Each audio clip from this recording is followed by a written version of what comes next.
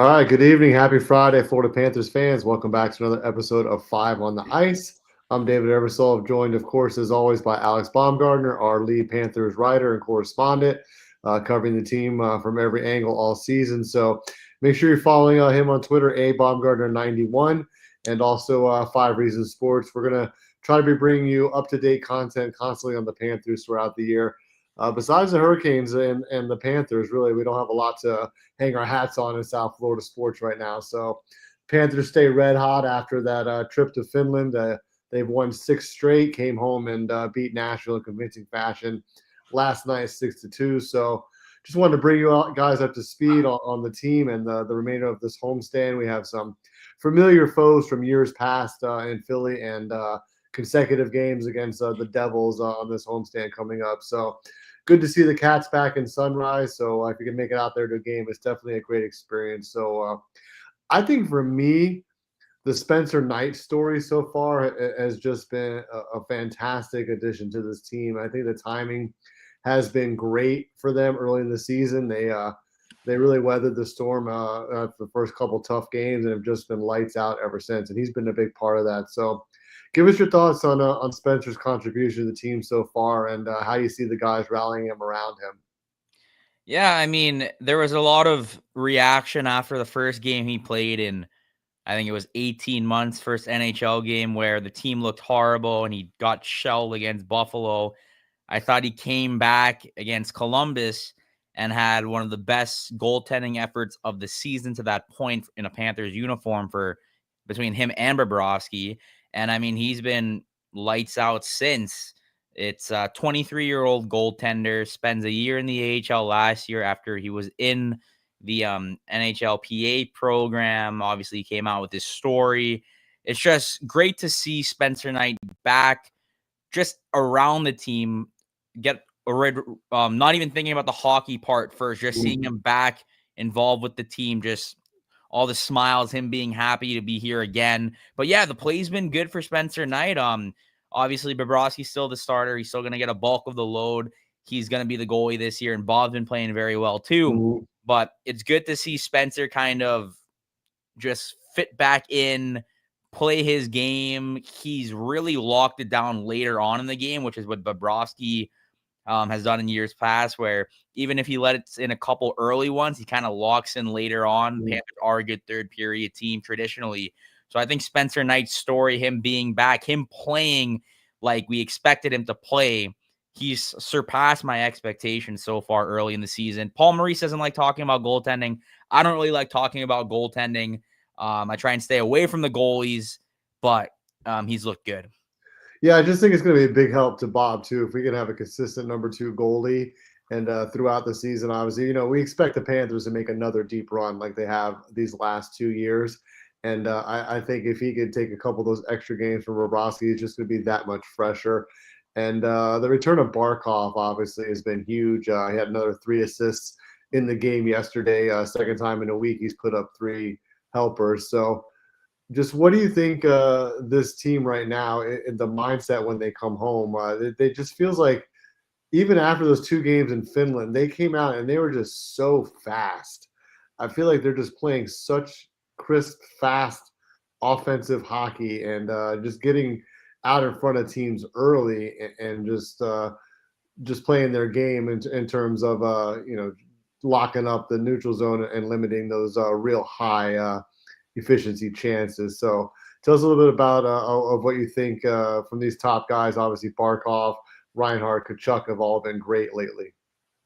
They look better this year than they did last year at this point, and that's extremely interesting for me to say, not even considering they won the Stanley Cup. I mean, that team came out of training camp last year with the mission after losing in the Cup final, and they kind of showed throughout that season, like, yeah, we're probably the team to beat in the East. And as of now, I mean, my preseason prediction was them making it back to the Cup final, but even with their play now, it's surpassed what I expected. It hasn't been a Cup hangover.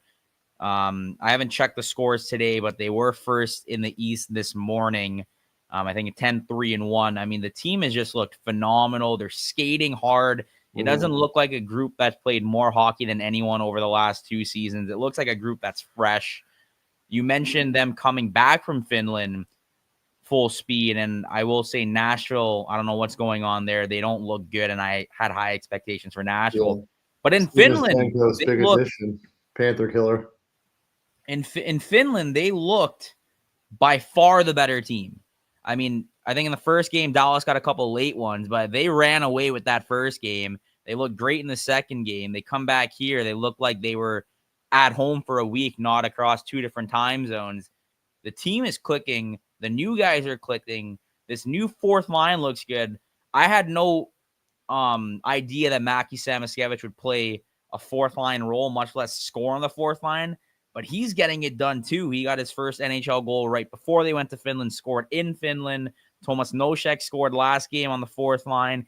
AJ Greer looks really good. Jesper Boqvist gets the bump to the third line. I mean, everything's clicking right now with this team. And there's a lot of new guys, and the new guys are clicking too.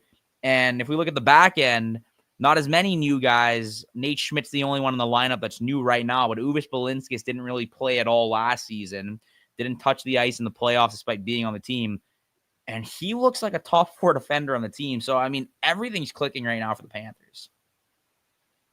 Yeah, then tomorrow they're going to face the Flyers at home. The Flyers have been a long-time nemesis of the Panthers, but obviously they've been down the last few years. But the next 4 games after that, I'm really looking at closely. You got 2 at home against New Jersey with 1 day off in between, and New Jersey is one of the better teams in the East.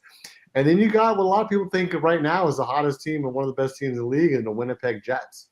You got them at home to close out the homestand, and then you're going to travel to Winnipeg on the 19th. So I feel like they got to go at least 2-1 in these games versus Philly and New Jersey coming up, because that's going to be a tough game next Saturday against Winnipeg.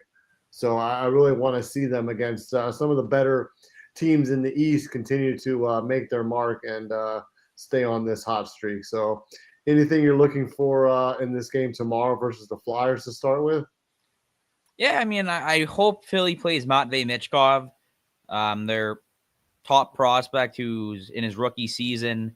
He got scratched last game. They won in a shootout against the Tampa Bay Lightning. Michkov has a lot of points, but I can't say I've watched Philly games this year. But what I've heard is, there might be some defensive issues they're looking at. I think he's a -8. I do hope he plays. I do want to see him. I've been high on him since he was 16 years old playing in junior in Russia. But I do want to see Matvei Michkov. So if he plays, that's the guy I'm looking at. But I'm looking ahead. I'm looking at the Winnipeg Jets. I want to see the Jets here. I actually missed the game last year because of an illness. That was the one game I missed all season. So I do want to see them play the Jets. The Jets had their number last year. It's going to be interesting with a unique home and home situation there. It's also a weird schedule because they have the Devils twice in 3 days in Sunrise, which doesn't happen a lot. But like as you mentioned, the hottest team in hockey is the Winnipeg Jets. Record-wise, the Panthers, I think, are the best team in hockey. That's not me being biased. That's just me looking at how they play. It's going to be a good matchup, and you would want to see a split with the Jets at least. So that's the one that I have circled, and I've had it circled for a couple weeks. Yeah, I hope this isn't a trap game versus the Flyers. They give up a lot of goals, Probably is 28th in goals allowed, but they have the third-ranked PK.